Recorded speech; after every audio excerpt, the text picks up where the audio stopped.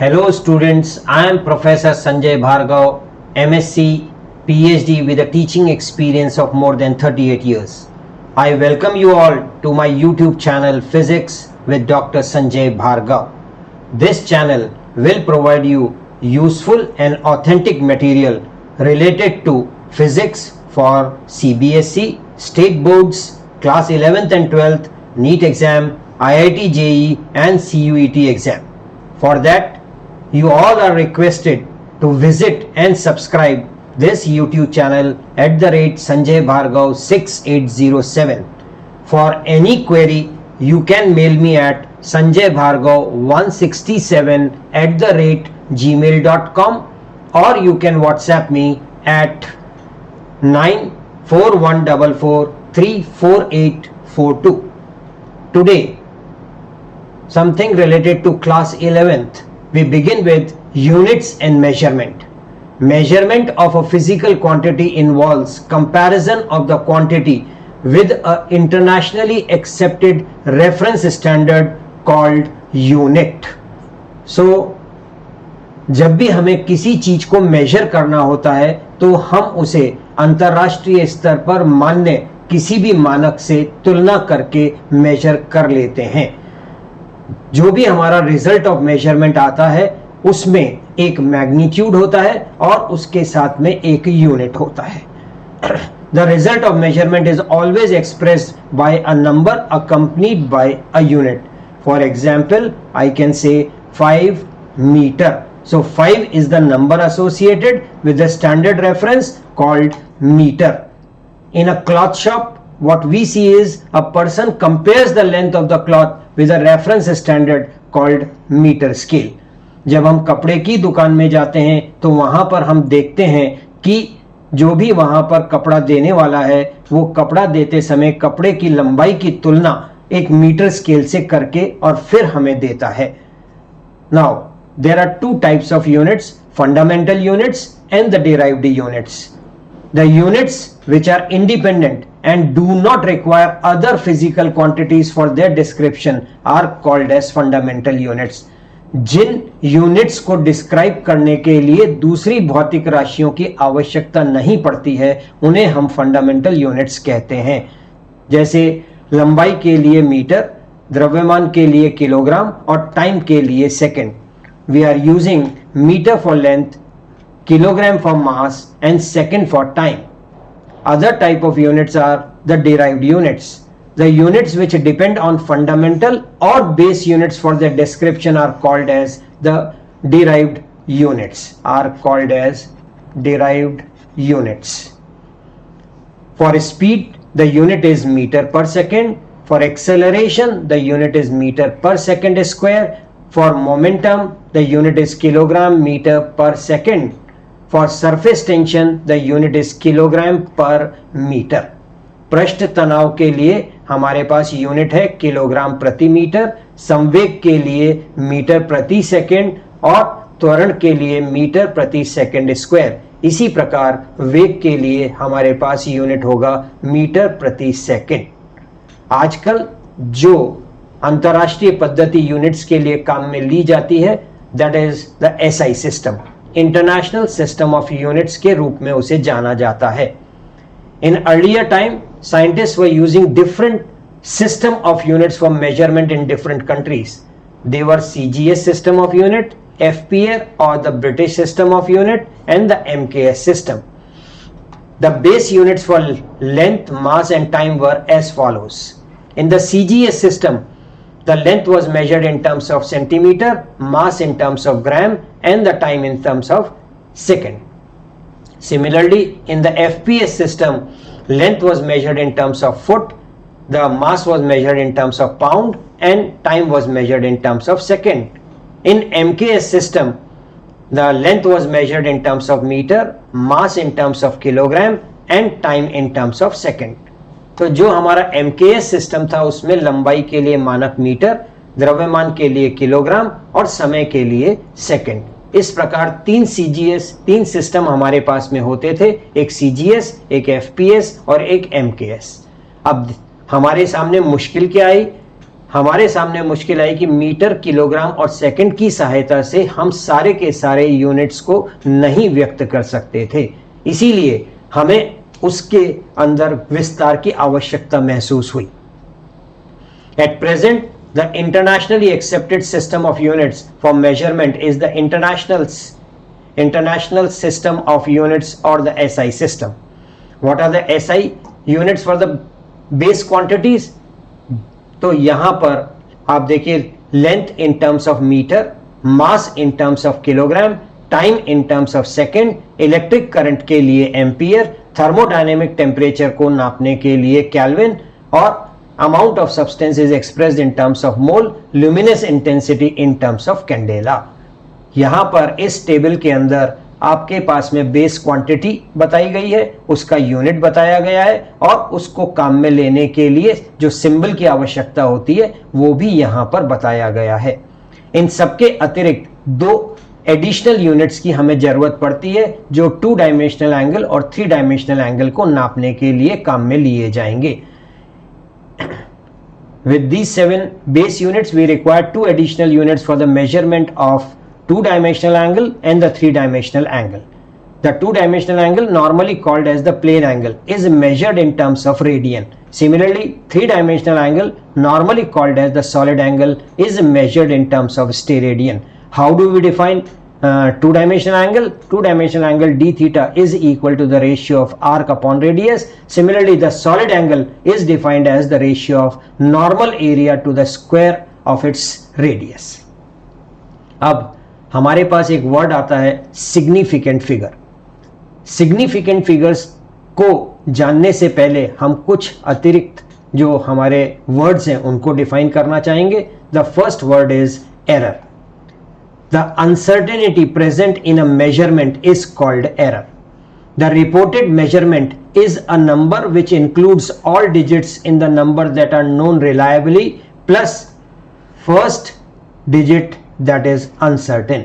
मान लीजिए कोई लंबाई आती है आपके पास में 1.43, तो यहां पर 1 पूरी तरह से रिलायबल है, 4 पूरी तरह से रिलायबल है, थोड़ी बहुत अनसर्टेनिटी जो है वो अंतिम डिजिट जो लास्ट डिजिट यहां पर 3 है उसमें रहेगी। एक वर्ड हम काम में लेंगे जिसको बोलते हैं हम एक्यूरेसी।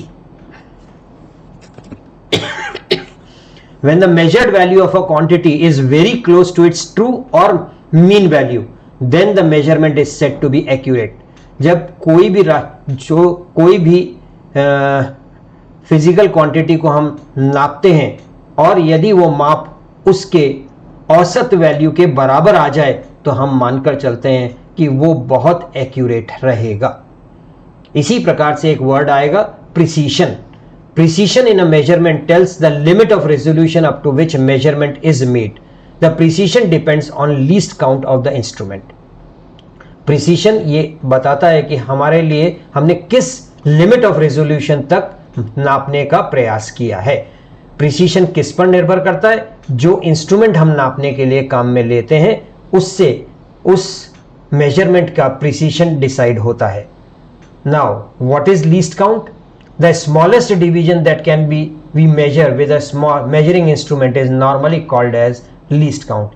किसी भी हमारे पास जो इंस्ट्रूमेंट है उससे जो सबसे छोटी राशि नापी जा सकती है उसको हम बोलते हैं लीस्ट काउंट। लीस्ट काउंट को यहाँ पर हमने परिभाषित भी किया है। Least count is just being defined as the value of one division on the main scale divided by total number of divisions on the vernier scale or the circular scale. हमारे पास में वर्नियर कैलिपर होता है या screw gauge होता है। Vernier caliper में least count अगर नापना है तो वहां पर जो मुख्य पैमाना है उसका सबसे छोटे डिवीजन का जो माप आता है वो आता है 0.1 centimetre. The smallest division on the vernier calliper is 0.1 centimetre. और वर्नियर स्केल पर वहां कुल कितने खानों की संख्या है? 10। What are the total number of divisions on the vernier scale? 10।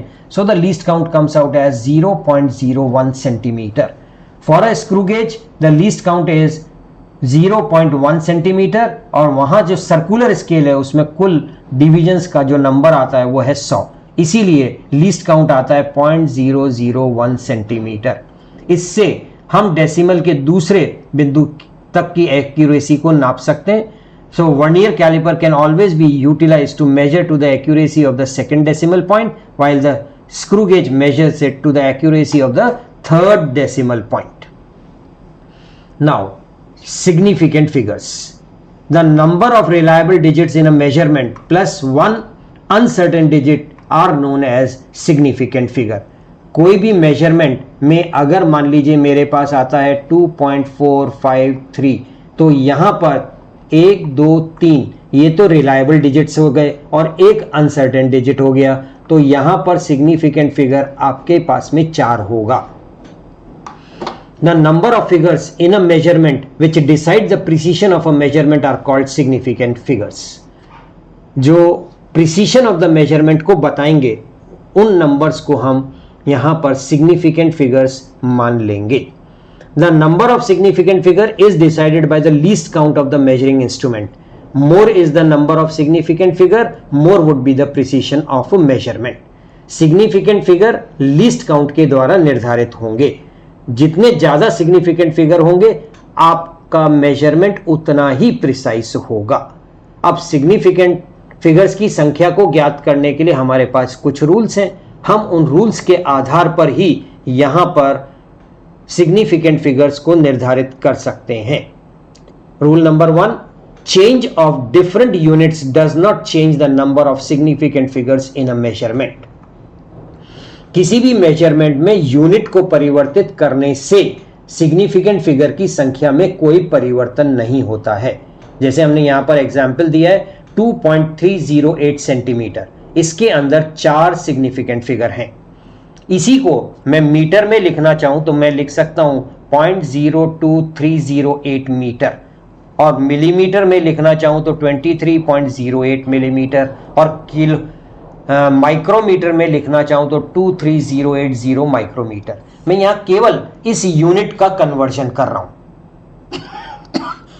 Unit का कन्वर्जन करने से सिग्निफिकेंट फिगर्स की संख्या में कोई परिवर्तन नहीं होता है. इन सब के अंदर जो सिग्निफिकेंट फिगर्स का नंबर है that would be 4. The location of the decimal point is of no consequence in finding the number of significant figure. ये डेसिमल पॉइंट जो यहां पर लगे हुए हैं इससे हमें सिग्निफिकेंट फिगर की संख्या को निर्धारित करने में इसका कोई योगदान नहीं रहेगा. There is no contribution of the decimal point in deciding the number of significant figure in this case. All non-zero digits are significant. जैसे मान लीजिए मेरे पास में 743 करके एक मेजरमेंट है, तो इसके अंदर जितने भी अंक हैं वो सब शून्य के अलावा हैं, इसीलिए यहां पर सिग्निफिकेंट फिगर्स का नंबर 3 रहेगा. तो number of significant figures in this case would be equal to 3. All zeros between two non-zero digits are significant, no matter where the decimal point is. दो आपके पास में नॉन जीरो नंबर है, यदि उनके बीच में जीरो आता है तो वो सिग्निफिकेंट फिगर की संख्या में गिना जाएगा. जैसे 7403 हो चाहे 74.03 हो, इन दोनों में आपके पास में सिग्निफिकेंट फिगर्स की संख्या आपके पास में 4 रहेगी. If the measured value is less than 1 then the significant digit is the first non zero number. यदि आपके पास में जो आपने माप किया है वो 1 से छोटा है तो उसमें पहला सिग्निफिकेंट फिगर कौन सा होगा? जो पहला नॉन जीरो नंबर होगा. तो यहां पर इन जीरोस का कोई हमें फायदा नहीं मिलता है. इसके अंदर पहली नॉन जीरो नंबर है आपका 2, ठीक है ना. इसलिए सिग्निफिकेंट फिगर कितने हो गए? 1, 2, 3 और 4. तो यहां पर सिग्निफिकेंट डिजिट्स की संख्या आपके पास में 4 होगी. The terminal or the trailing zeros in a number without a decimal point are not significant. तो जो बाद में जीरोस आते हैं उनको हम बोलते हैं ट्रेलिंग जीरोस. तो जिन संख्याओं के अंदर डेसिमल पॉइंट नहीं होता उनके अंदर ट्रेलिंग जीरोस से सिग्निफिकेंट फिगर्स की संख्या में कोई परिवर्तन नहीं होगा. There would be no change in the number of significant figures due to trailing zeros.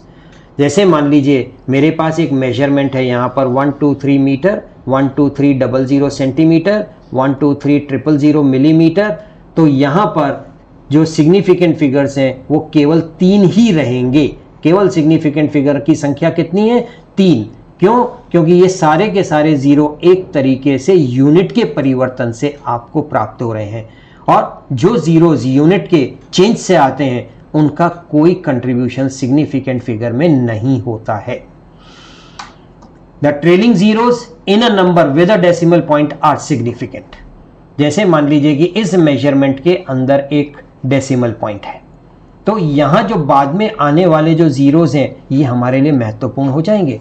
क्यों? क्योंकि ये बताता है कि ये this measurement is to the accuracy of the third decimal point. So यहां पर the number of significant figure is 4। इस केस के अंदर भी number of significant figure is 4। यहां पर हमने एक एग्जाम्पल लिया है, इसमें हमने कहा है in a measurement 4.700 meter the number of significant figure is 4। यहां पर जो जीरो हैं they tell us the precision of measurement. ये बताते हैं कि फाइनली आपने थर्ड डेसिमल प्लेस की एक्यूरेसी तक मेजरमेंट किया है। 4.700 मीटर, इसको मैं ऐसे लिख सकता हूं 470.0 सेंटीमीटर, 4700 मिलीमीटर, इसको ऐसे भी लिख सकते हैं 4700 किलोमीटर। इन सब के अंदर सिग्निफिकेंट फिगर्स की जो नंबर आएगी वो 4 है। तो हम यहां पर ये बोल रहे हैं कि अगर किसी संख्या के अंदर डेसिमल पॉइंट आता है तो उसमें डेसिमल के बाद में आने वाले हमारे सभी जीरोस हमारे सिग्निफिकेंट फिगर को कंट्रीब्यूट करेंगे। In 4700 millimetre no significant figures appears to B.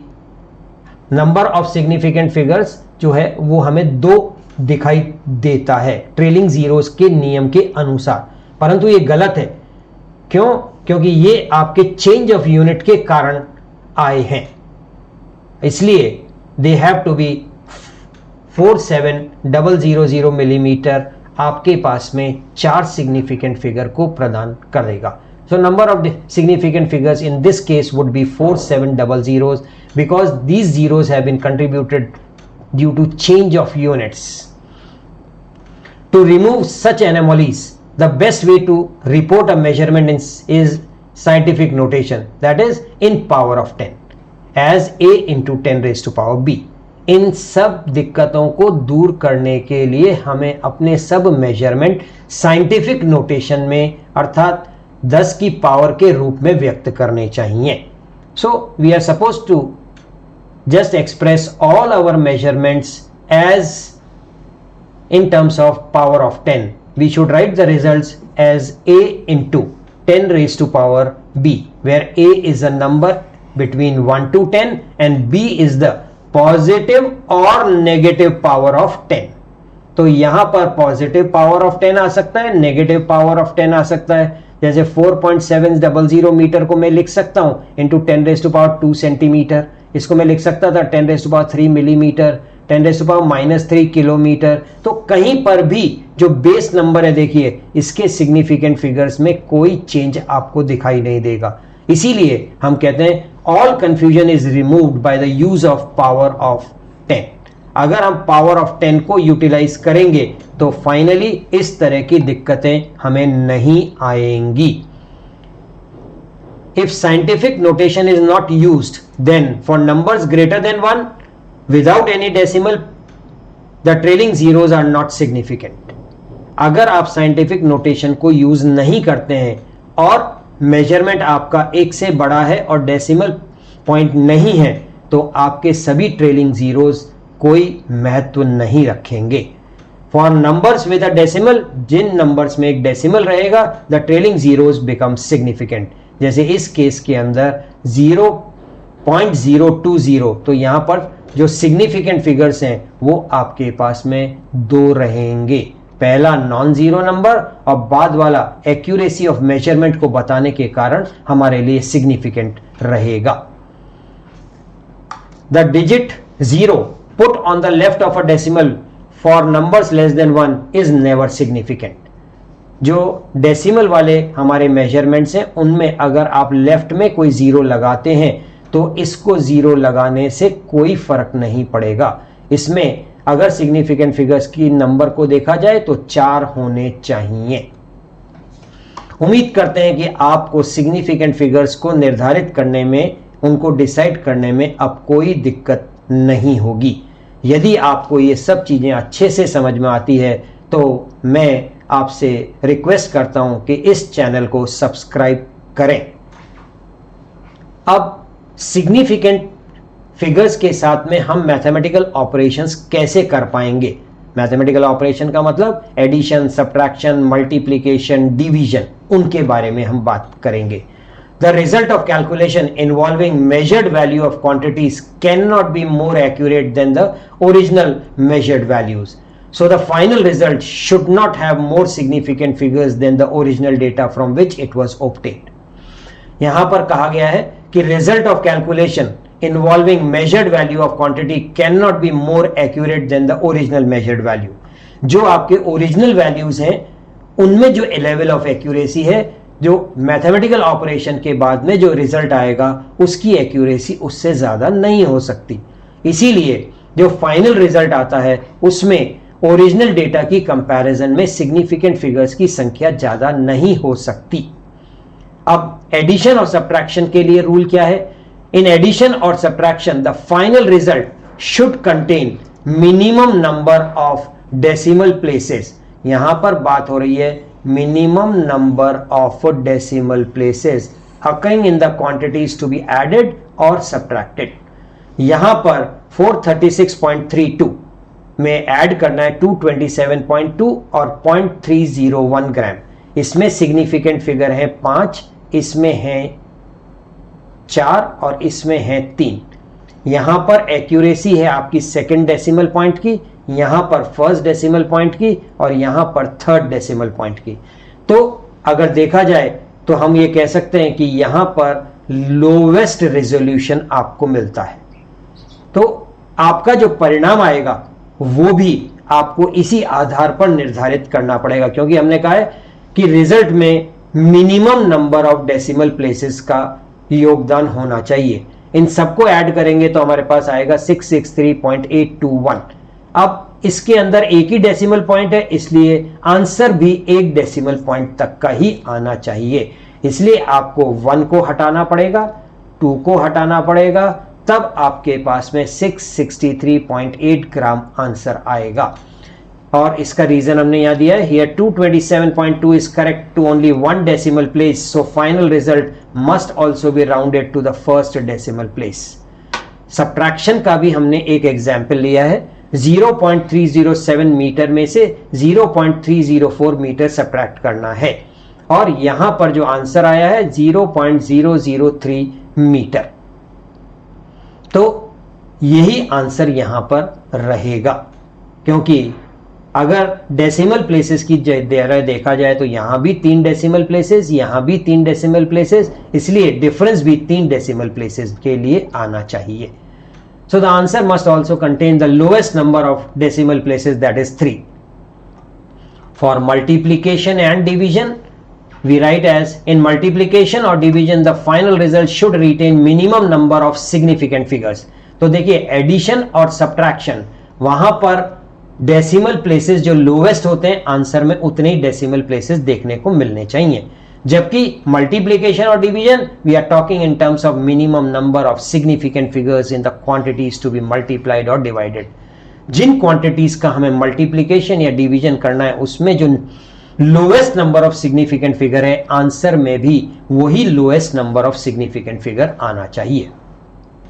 Suppose mass is given by 4.237 gram and the volume is given by 2.51 centimeter cube, then we are supposed to find density.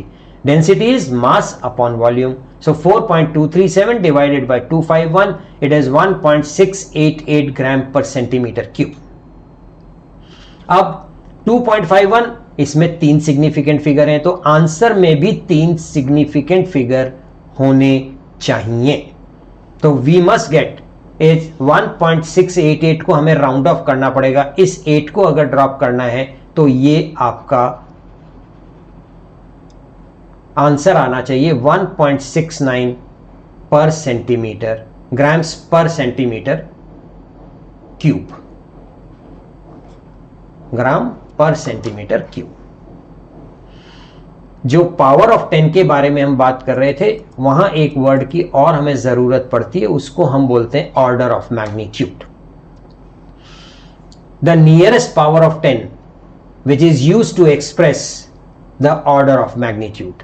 So जो power of 10 है that would be utilized to tell the order of magnitude. इसके लिए हमारे पास 3 step हैं। सबसे पहले express the measurement in scientific notation, that is in the power of 10 as a into 10 raised to power b. Here a is number between 1 to 10 and b is any positive or negative power of 10. तो प्रत्येक measurement को आपको scientific notation में व्यक्त करना पड़ेगा और उसको a into 10 raise to power b के रूप में लिखें। a एक नंबर रहेगा और b पॉजिटिव या नेगेटिव पावर हो सकती है। अब दो ऑप्शन है, a can be greater than equal to 5। अगर a की वैल्यू 5 या 5 से ज्यादा है तो order of magnitude would be b+1, और अगर a की वैल्यू 5 से कम है तो order of magnitude is b। यहां पर मान लीजिए diameter of earth is 1.28 into 10 raise to power 7 metre, तो 1.28 जो आ रहा है ना, ये 5 से छोटा है, इसीलिए ऑर्डर ऑफ मैग्नीट्यूड कितना आया, जो पावर ऑफ 10 है 7, वो ऑर्डर ऑफ मैग्नीट्यूड है।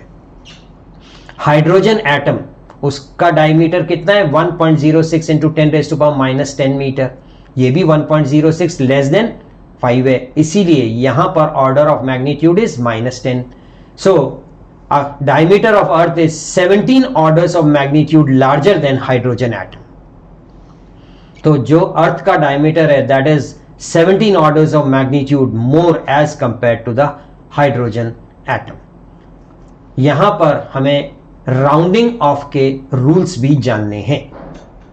The result of computation with numbers which contain more than one uncertain digit have to be rounded off. If the insignificant digit to be dropped is more than 5, then the preceding digit is raised by 1. यदि आपको significant figures को correct करने के लिए 6 को drop करना पड़ रहा है, यहां पर दिस 6 और ये 5 से बड़ा है, इसलिए इसके पहले वाला जो डिजिट है वो 1 बढ़ जाएगा। So the answer becomes 2.75. If the insignificant digit to be dropped is less than 5, देखिए यहां पर इट इज लेस देन 5, इसीलिए पहले वाले डिजिट में कोई चेंज नहीं आएगा and the answer would be 1.74. If the insignificant digit to be dropped is 5, अगर ड्रॉप करना है और यहां पर 5 है, 5 के पहले देखिए अगर यहां पर इवन सम संख्या है तो ये अपरिवर्तित रहेगी, तो आंसर आएगा 2.74। और अगर ऑड है, विषम संख्या आपको देखने को मिलेगी, तो विषम संख्या यहां पर जैसे 3 है, तो 5 को जब आप ड्रॉप करेंगे तो ये 3 बढ़कर 4 हो जाएगा। So the answer would B 2.74। मैं उम्मीद करता हूं कि सिग्निफिकेंट फिगर्स आपको ठीक से समझ में आ गए होंगे। मैं पुनः आपसे एक बार रिक्वेस्ट करता हूं कि यदि आपको कंटेंट अच्छा लगा है तो इस चैनल को अधिक से अधिक सब्सक्राइब करें। बहुत बहुत धन्यवाद।